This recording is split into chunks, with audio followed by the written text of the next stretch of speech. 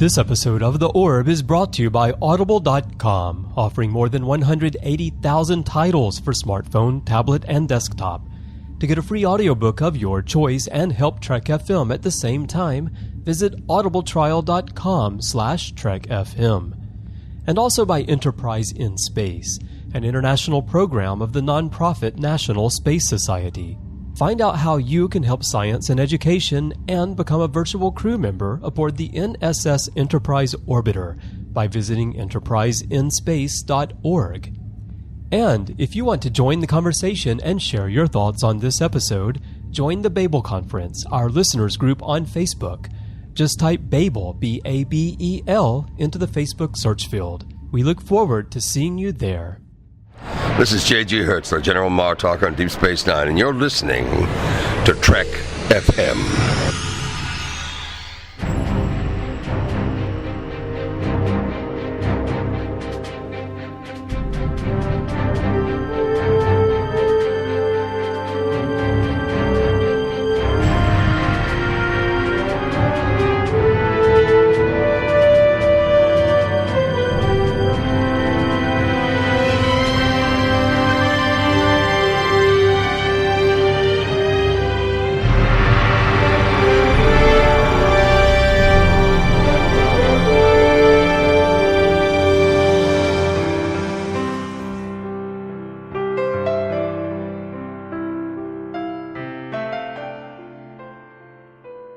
Welcome, Niners, to another episode of The Orb, our dedicated Deep Space Nine show. I'm Christopher Jones, and joining me, as he always is my esteemed co-host, Matthew Rushing. Matthew, I'm ready to record today. I've got a couple of double-strong Ractogenos, but I do have to make one comment first. Your eyes are bothering me a little bit today.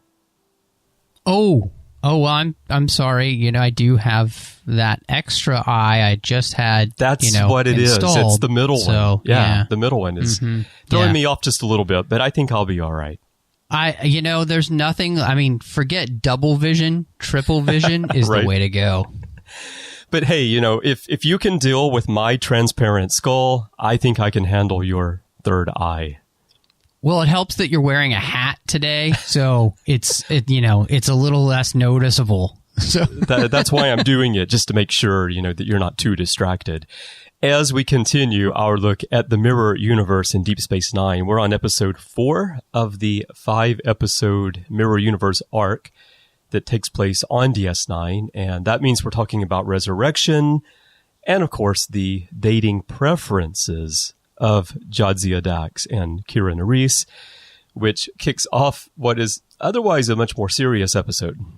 Yeah, it is a funny way to begin the episode, with them just chatting about dating preferences. And I kind of love, that obviously Jadzia is just a slightly more adventurous in her dating life than Kira has ever been.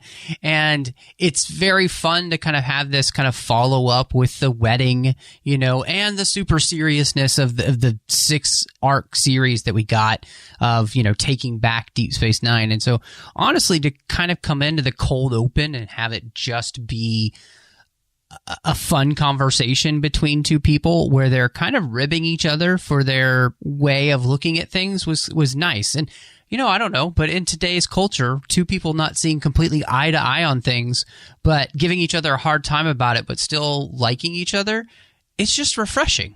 Yeah, absolutely. Now, since we're talking about that, let me ask you this question. According to the companion, there was another scene before this, which tied us into that 6-part arc and referenced Zial's death. It's still Dax and Kira, but they're in Kira's quarters and they're looking at Zial's painting. And Dax notices that Kira misses Zial, and Zial mentions that, I'll get over it, Death and I are old friends, which is a pretty heavy scene when you compare it with what we actually got. Now, then that scene would have then run into the corridor scene that we do see. Do you feel it was a good idea to... I think they cut it for time reasons, not so much because of its content, but ultimately Do you prefer starting off with a little bit of lighthearted banter like this coming off of that heavy arc, or would you have preferred to have that connection to the arc? I was thinking about that because I was rereading some of the behind the scenes stuff and the companion about this episode as we were going to record, and I like the idea of the scene. I think that it could have played really well, when she says, Death and I are old friends, and Jadzia would say to her, well, then you can bring Death to dinner, and so it finds a way to transition into something lighter. And I think it would have been a nice moment to kind of pay homage to everything that has come. But I can understand when you're looking at the scene, the part to cut is probably that part there. Yeah. Because if you're going to do cold open, I mean, you just came off the wedding. This gives you another little bit of a lighthearted start to the episode. And the episode has a little bit of a lighter heart in general throughout a lot of it, especially when it comes to the crew interactions, which are some of the best parts of the episode. And so, as much as I would have liked to have had the scene the way they had written it there, I do think they made a wise choice in just saying, you know what, let's cut this and take the funnier part and just start with that. Mm-hmm. Because honestly, too, the scene continues to be funny all the way into Ops. Right. And so I feel like there isn't enough time to really sit in that conversation at the beginning to really make it worth it to have it. Yeah. What if they had upped the humor element, and as they're walking down the corridor, they just passed by Nog and he was still practicing his dance from the wedding reception? That would have been pretty funny. Or, just somebody still passed out from the wedding reception. Right. That would have been pretty awesome. But I'm picturing as like, they don't say anything to Nog. There's no close-up of him. He's just there in the background for a moment. That kind of just light. Just going, ha! Ha! Exactly. Oh, all right. Well, okay, let's talk more about the episode itself.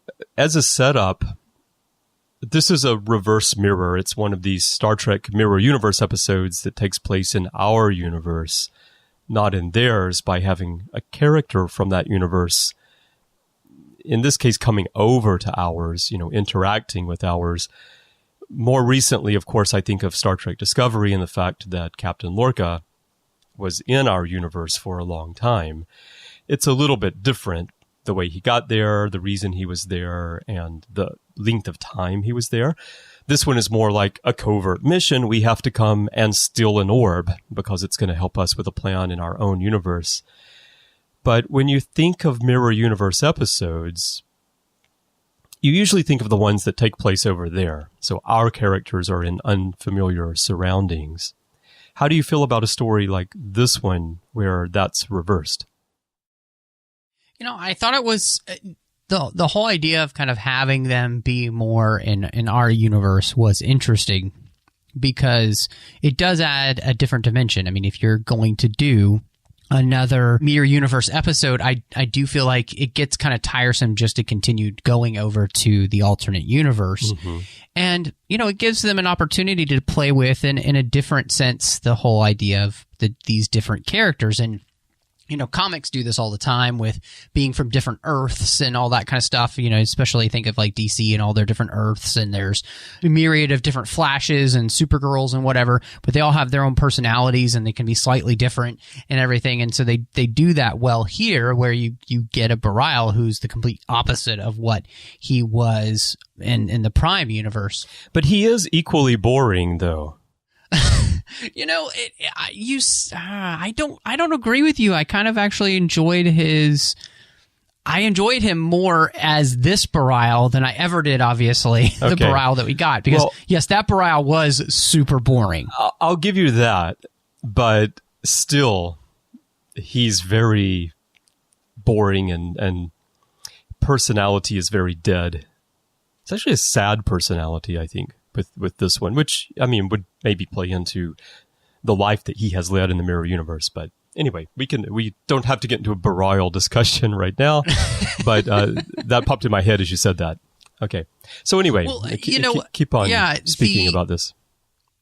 The thing that I really thought that was done well was giving us that opportunity to see a character come into the Prime universe and be moved by what he sees. Okay. And I thought that was one of the most interesting parts of the episode, because you really do see Bareil being very affected by a place that has faith, a place that has people that he could grow close to that would actually really care about him. There's a whole sense where you see his demeanor change throughout the episode, so that by the very end, he really does have a choice. He could stay in this universe. He could make that choice to do what is better for himself and to be a better version of himself.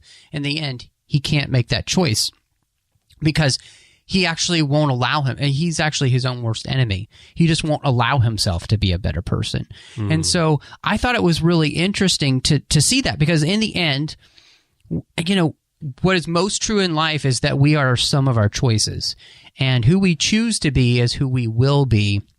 And that choice is whether we're going to be a good person or not a good person. We have that choice.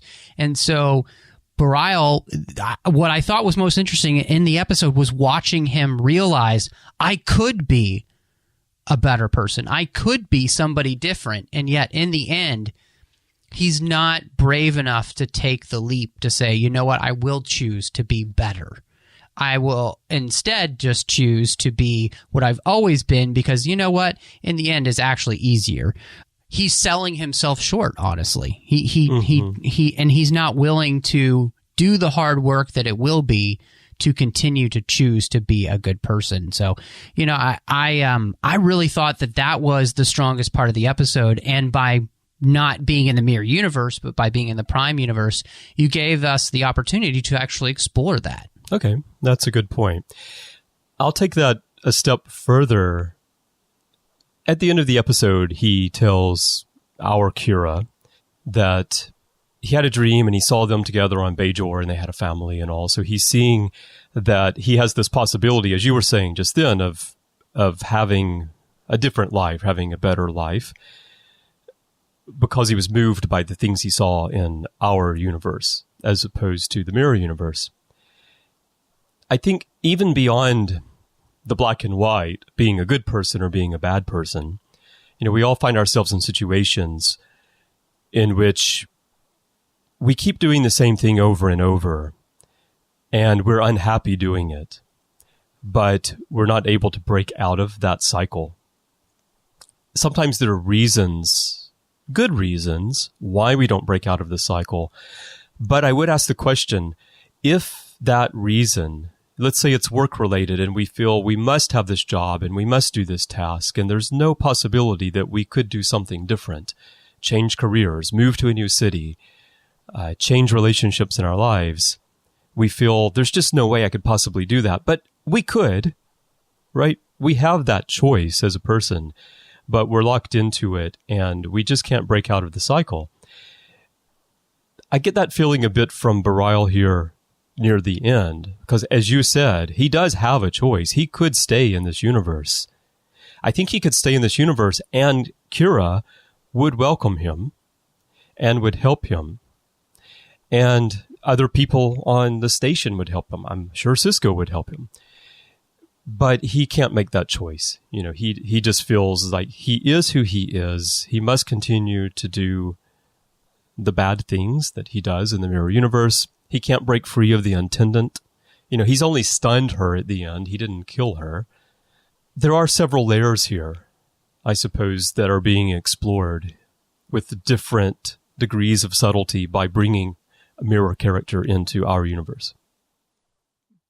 Well, and I think, many times when you're in that position, the thing that helps you break free is being in a community of people who care about you and are willing to support you through that time. And I think one of the things that doesn't allow Bareil to make that choice is that he hasn't been here long enough to feel that. Now, he can sense that he might have that here, but it is something that I think that you need kind of for a more extended period of time so that you can feel the safety net to make that choice to change. Because in many ways, what Bareil is dealing with here is much akin to the way that you might overcome an addiction, that you have.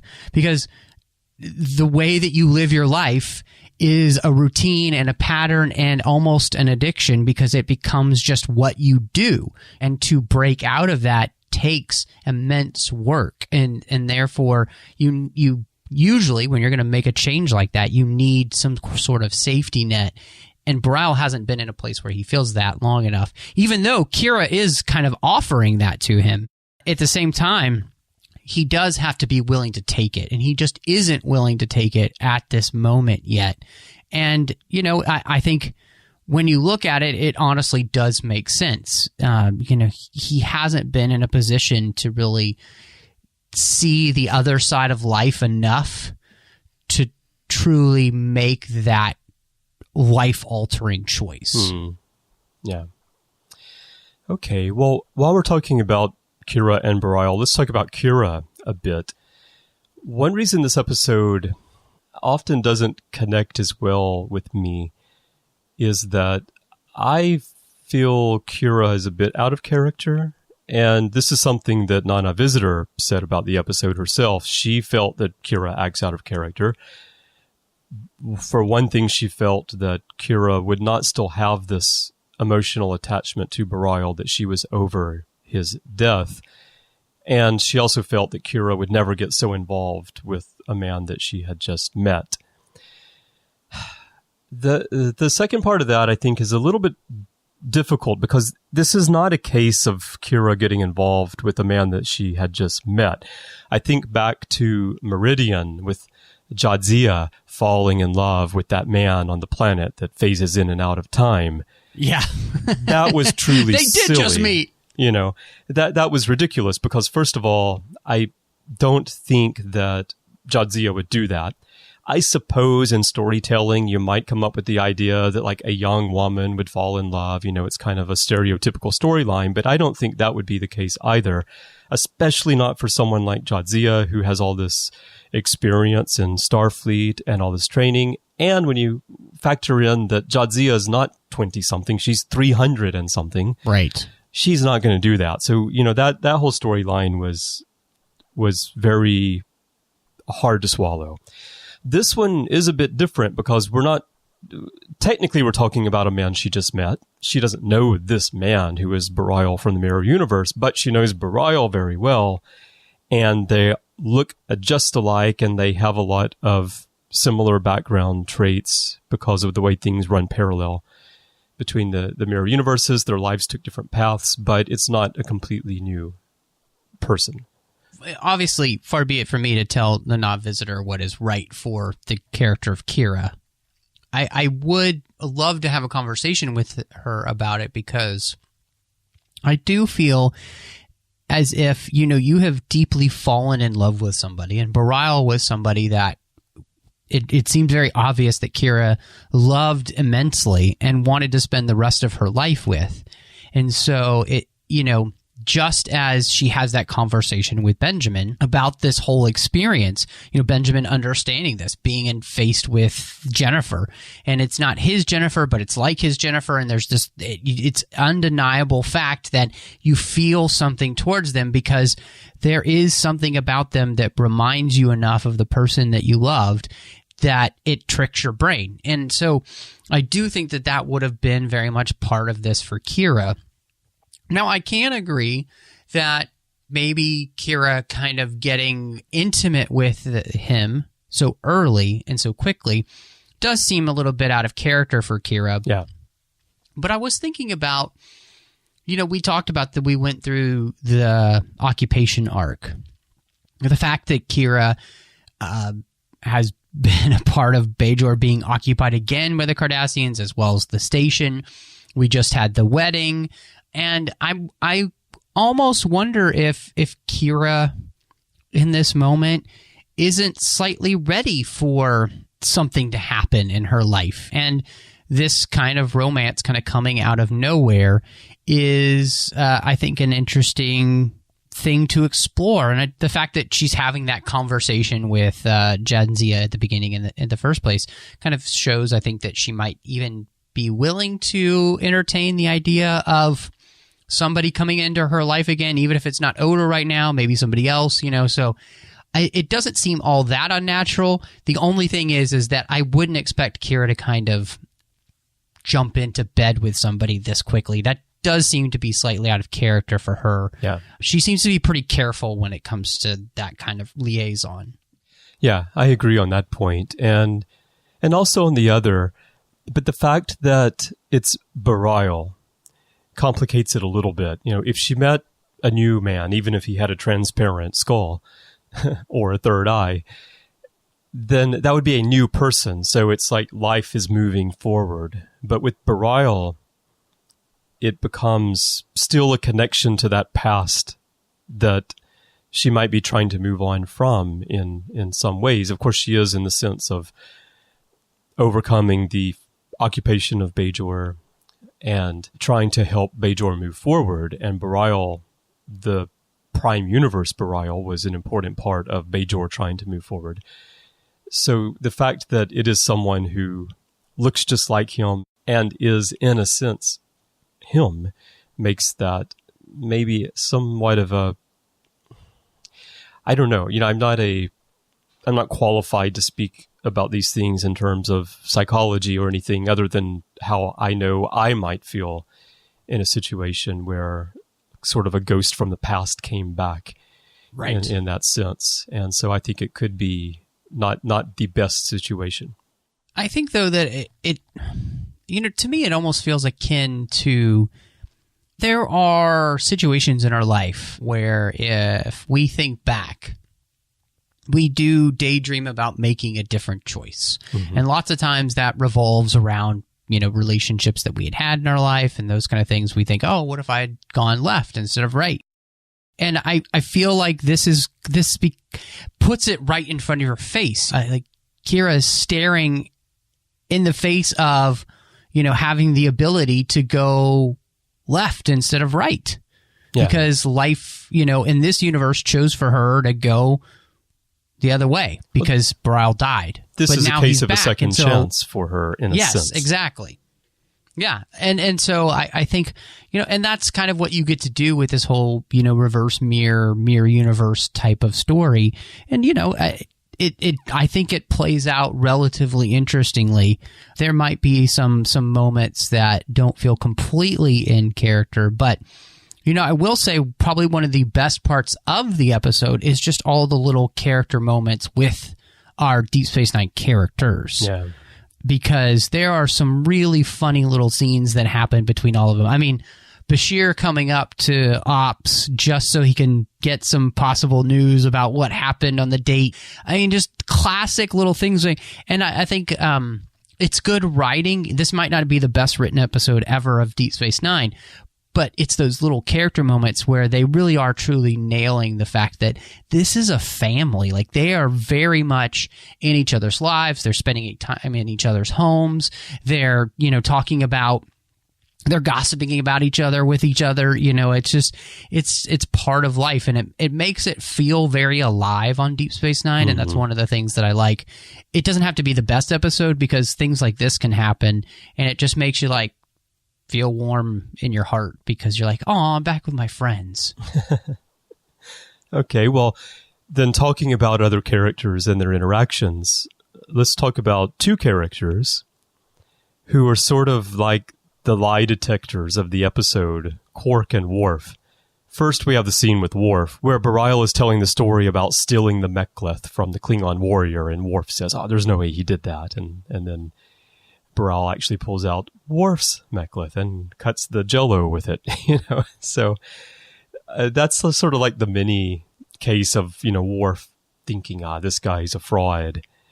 And then later on, we have Quark, who actually does realize that, no, Bareil's casing the joint because he wants to steal something. And it's only thanks to Quark that Kira is able to foil the plan of Bareil and the Intendant in the first place. Well, and I love that scene with Worf because I feel like Worf without Jadzia would be, a little bit more upset there. But Worf is just like, more blood wine. Like, he accepts the fact that he was beaten in that moment, and he recognizes the superior intellect there. I thought that was such a great scene and so much fun. But I love the fact that you have Quark and Bareil, who are very similar characters in the sense that their lives have been about taking advantage of people. And Quark can see that a mile away. And it makes it really interesting then that he's the one to be able to call Bareil on his BS. You're not here for, just anything. You're here for a specific reason. And, he's able to kind of figure out that reason and tell that to Kira. And what I really liked about Kira is that even though she didn't figure it out herself, she immediately believes Quark, not Bareil, and it shows you that I think she has a real respect for Quark that came through that occupation arc that maybe wasn't there before. So I kind of like that connection, and I think it's just, the Worf scene is funny, but the actual lie detector in the episode is Quark. Yeah. Kira's faith in Quark is something that does come through, and I think you're right. It probably does come from the events of the occupation of the station. But even more than that, I think, as we've talked about many times on here with Quark, his arc from the beginning of the series all the way through, and now we're well into season 6, even though the rest of the crew is suspicious of him and they know that he's often up to behind-the-scenes deals and things that aren't completely honest because he's a Ferengi, they've also come to trust him, and he's become part of the family. And although Kira might keep her eye on him, she does know that he has the crew's best interest at heart most of the time, and that she can trust what he's telling her. And I think that's an interesting contrast between the Quark that she met in the beginning of the series and the relationship they had, and then where they are now. Well, and it seems like Quark has a relationship with the Bajoran people that's been fostered throughout all of these years of being with them. And, the fact that he's kind of figured out that they're looking to steal an orb.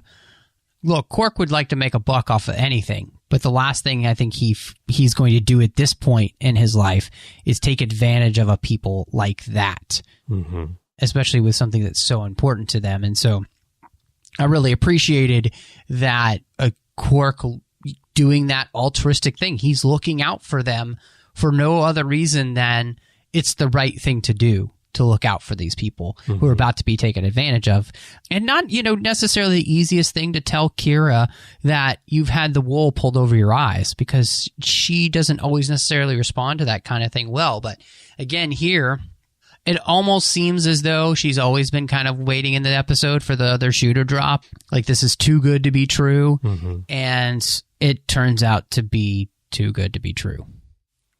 Well, Matthew, there's one more point that I want to touch on before we wrap up the discussion as it pertains to the mirror universe. And when people think of DS9's mirror universe, of course they think of crossover, through the looking glass, shattered mirror. I feel like it kind of tapers off after that. Resurrection is one that it doesn't immediately pop into mind for me that it's a Mirror Universe episode, as I'm just kind of going down the list of Mirror Universe episodes, and that's probably because, as we've discussed, it takes place in our universe. In fact, it's the only Mirror Universe episode that has no scenes in the Mirror Universe. And then we have one more to come, The Emperor's New Cloak, which is sort of it's a fun, interesting, maybe odd episode. We'll talk about it next time. But my question is, at this point, the 4th installment, do you feel that DS9 had kind of run its course in the Mirror Universe, and then they were starting to just kind of grasp for Mirror Universe ideas to have another MU episode in the 6th season and then later the 7th season? Or do you see this somewhat unique take as adding texture to the Mirror Universe storyline and to DS9? Well, I think it does add some texture, because one of the things that we really get from this episode is that there is kind of a lack of religious faith in the Mirror Universe, in the way that we see it in the Prime Universe. And the fact that, the Intendant wants to do with religion what all people that have used religious faith as a way to garner followers or to be able to control people. Like, basically, she is everything that's wrong with what people hate about religion, right? Or what they always accuse organized religion of being, is just this way to control the masses or any of those kind of things. And that's exactly what they're wanting to do with it. And yet, what I thought was most interesting is to watch Bareil be very moved by the expressions of faith by the Bajorans here and see how it really could benefit him. And I think that's, in the end, the reason that he chooses to not steal the orb, and also chooses to just leave with the Intendant without any of this, because I think he realizes that it would be wrong. And so, to me, I think it did add some texture, because it gave us another little piece of the Mirror Universe that we hadn't really seen before. And I think this was a more clever way to do it. Instead of relying on always crossing over to the other side and having to spend time there, it was interesting to do it this way.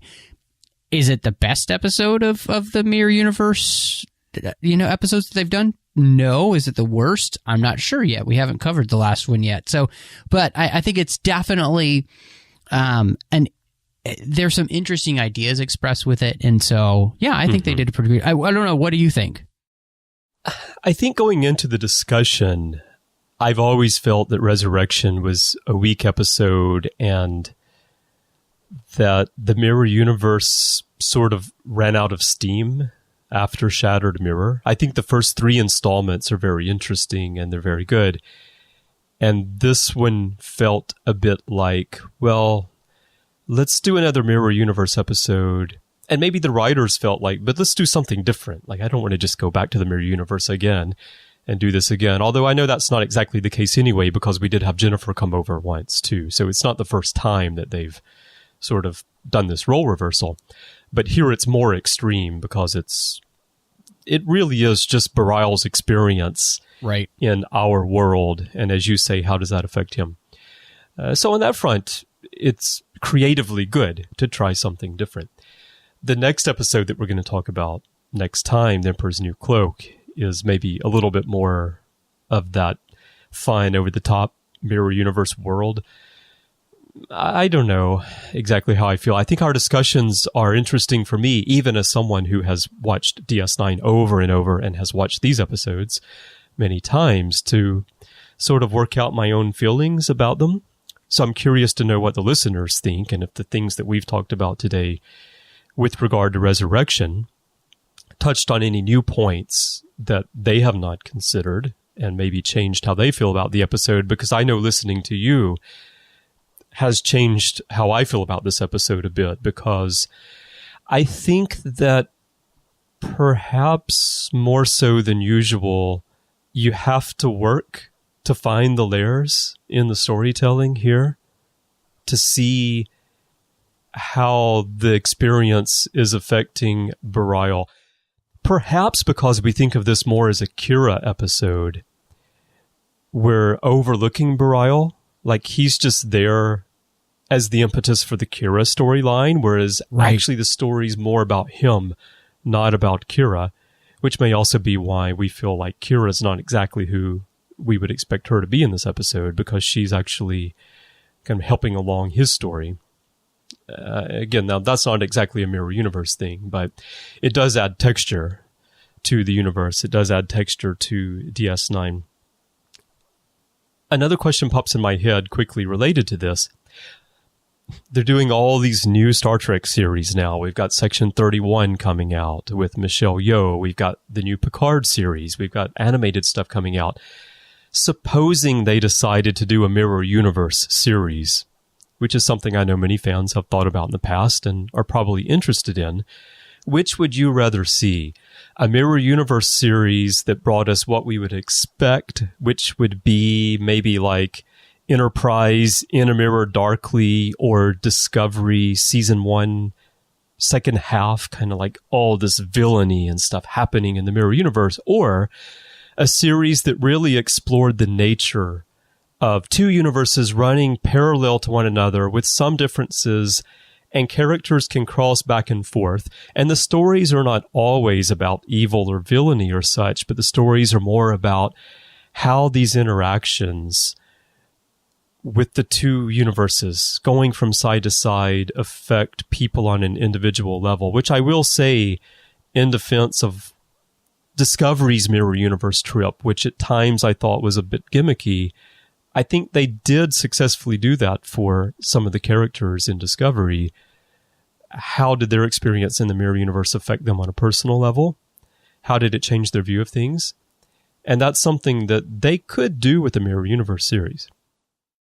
There really is so much you could do with the Mirror Universe as a series that could make it very interesting. And part of that would be to be able to explore, and in many ways, the darker side and how you can make those choices to go a completely different path. You know, what we know from the Mirror Universe is the path really begins with the Vulcans landing and, you know, them shooting them instead of welcoming them. And so the choices that you make, and I think you could actually create a very interesting show around that idea that it is the choices that we make and kind of challenge that. And so in the end, you know, the Mirror Universe, though, I think is probably best left to be not explored necessarily in a series, because I think it's best utilized infrequently. Yeah, I do too. And so, you know, what I think they do here in Deep Space Nine, I appreciate that every season we don't have to visit the Mirror Universe. Like, you know, we skip some. So, you know, that's good. And this might not be my favorite Mirror Universe episode, but I, like you, going into it, wasn't really sure if, like, am I gonna? This is that one, you know. But I found some things to really enjoy in it that actually piqued my interest and kept me going in it. And so I would say, all in all, this is still an episode that I might revisit more often than I thought I would after rewatching it this time, personally. Okay, that's interesting. Good. All right. Well, you know, that actually sounds like a final thought. Do you have any other final thoughts on this episode? Yeah. You know, the thing that I really enjoyed the most were the little character moments, and I just really appreciated that, and I felt like, you know, obviously season 6 we're really doing that well, and this is family, so those are my favorite things that happened in Deep Space Nine, and that's one of the reasons I love revisiting it, because, you know, it is in many ways like coming back home, you know, and so we'll always leave a part of ourselves on Deep Space Nine. So it's what we left behind. It is what we left behind. Yeah, my final thoughts on it are, discussing it with you has helped me see a bit more in the episode. It's a middle of the road episode for me in terms of the overall series. It's not the best written episode, but it's also not poorly written. The characters at times, well, Kira in particularly, as we've discussed, seem a bit off, but not as much as one might first think. And I do like the idea of adding more texture to the story, both the DS9, but especially the Mirror Universe. And I guess my final thought on it would be that if this is an episode that you don't like, or that you often skip, or that you just sort of have it playing in the background while you're doing other things, maybe give it another watch and see if you find something new in there, because there is a little bit more here than first meets the eye. Well, Matthew, it has been great discussing Resurrection and, of course, continuing our Mirror Universe series. Just one to go, and then we'll be moving on to other topics in the Deep Space Nine world. But DS9, the Mirror Universe, and Resurrection aren't the only things we've been talking about on the network this past week, so here's a quick look at some other things you may have missed elsewhere on Trek FM. Previously on Trek.fm, Meta Treks. wow, I had no idea that was possible. It's this ongoing link that exists between Michael Burnham and Sarek because of this mind meld that he had with her when she was a child. Mike, I'm going to give you a Radio Shack joke because I know you and I both have Radio Shack experience. If this if this episode happened in the 1990s, they would have had prepaid long-distance mind meld cards. To the journey! But I do have a question. Why was Neelix focusing on classic American cuisine as a marketable job skill in going back to the Alpha Quadrant? Why classic American cuisine? Why not Chinese, Japanese, or Vulcan? Come on. I think that the culinary tastes will continue to degrade for the next 3 or 4 centuries, and by the 24th century, it'll only be classic American that's left. You know, all other cuisine will have gone by the wayside. So pot roast, pot pie, apple pie. Yeah, every restaurant is Taco Bell, essentially. Yeah, it's the Demolition Man problem. That's disgusting. Literary Treks. I think we could not do this novel without inviting a special guest, Amy Nelson. Amy, how are you doing? Hi! I am so excited. Imzadi, Riker, Troy. It is the best. I am so grateful, honored, pleased that you even thought of me for coming on Literary Trek. So thank you so, so much. Yeah, we're like, do you think there's anybody on the network that would like to talk about Deanna Troi? I think I have corner on the market on that one. Standard Orbit. Vulcans are not incapable of showing emotion, but apparently they are incapable of lying. Quote unquote. That's their reputation. I mean, who told us? Vulcans tell you that. Of course they would. I mean, that's their reputation, you know. And that's what else is happening on Trek.fm. So check out all of these shows and join the conversation about your favorite corner of the Star Trek universe and beyond. You'll find us everywhere that you get your podcasts. Of course, we're in Apple Podcasts and on iTunes. We're in Google Play Music, but they're transitioning everyone to Google Podcasts, which is actually a different app. So if you're looking for things on Google Play Music and you're not finding it, download the Google Podcasts app. That's where things are. Most of our shows are now in Spotify. Of course, we're on Stitcher, TuneIn, Spreaker, SoundCloud. Pretty much anywhere you get podcasts, you're going to find us. Just search for The Orb for this show or Trek FM for all of our shows and grab the master feed, which contains every episode of every show that we do, and that includes Mission Log and Larry Nemechek's Trek Files as well. And as always, you can go to the website, view the show page. The show notes are there on the page, and you can download the audio file from there or grab the RSS link if you have some other sort of reader that you like to use. We'd love to hear your thoughts on today's show and on Resurrection. You can send Matthew and me an email by going to the website at trek.fm/contact. Just use the form there and choose the orb from the drop-down list, and that will come to both of us by email. You can also find the network on Twitter at TrekFM, and our main Facebook page is facebook.com/TrekFM. Perhaps the best place to join in the overall discussion with us and other listeners, though, is the Babel Conference. That's our listeners group on Facebook. Just type Babel, B-A-B-E-L, into the search field, and it should come up, but if it doesn't, just type the Babel Conference. It is a closed group, so if you're new to the group, you'll need to join. There are 2 questions you need to answer. Be sure to do that, and then an admin can let you in. So, Matthew, that's how people can find both of us, but if people want to find you and all the other podcasting that you're doing, your Parsec Award-winning podcasting, you're a busy guy. Tell people where to find you. Well, you can find me under the name Matt Rushing02 all over the place. You can find me on Twitter, Instagram, Tumblr, and Letterboxd, all under that name. So those are the best places to find me. You can catch up with me here doing the 602 Club with my co-host Christy as we talk about all the fandoms we love that aren't Star Trek. So it's a great place to check up with us there, and it's a lot of fun doing that show. You just never know what we're going to talk about. You also can find me on the Nerd Party Network doing Owl Post with Dre Kaufman, talking about every chapter of Harry Potter, one chapter at a time.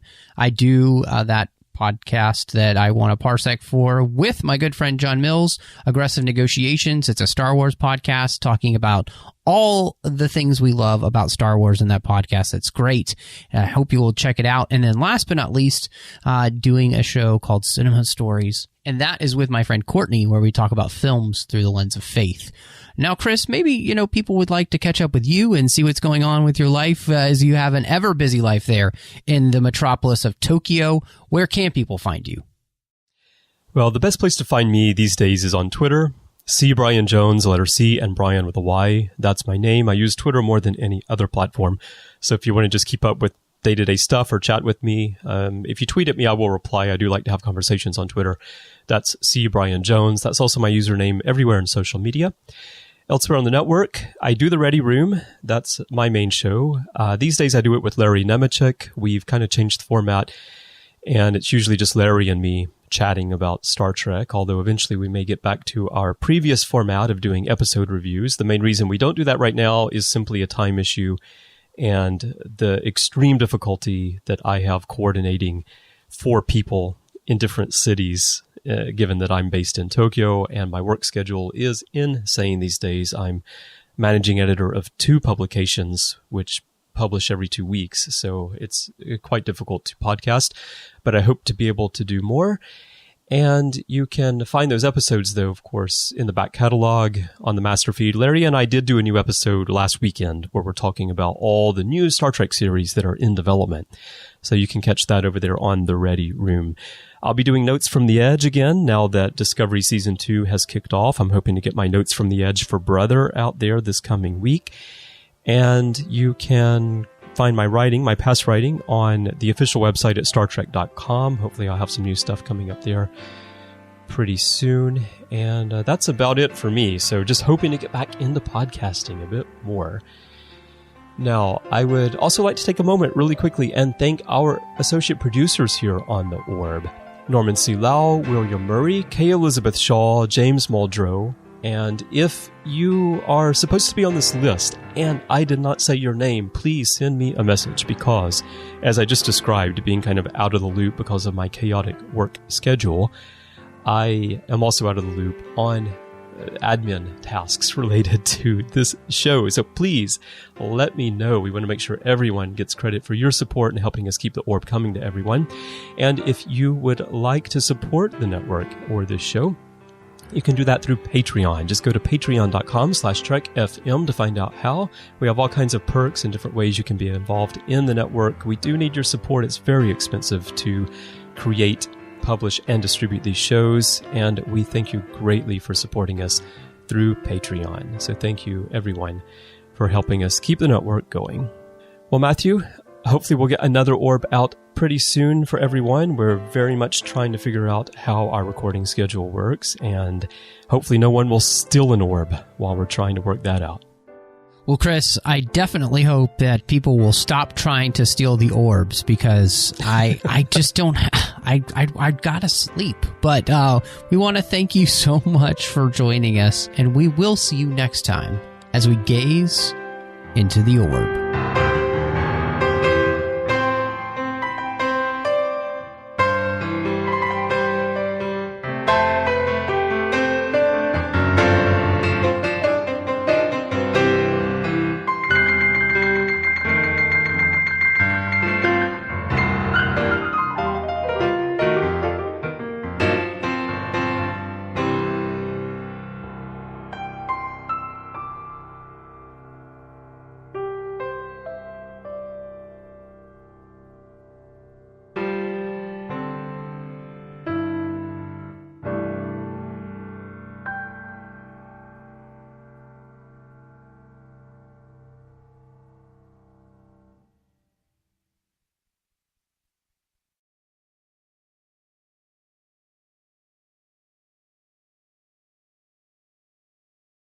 Recording.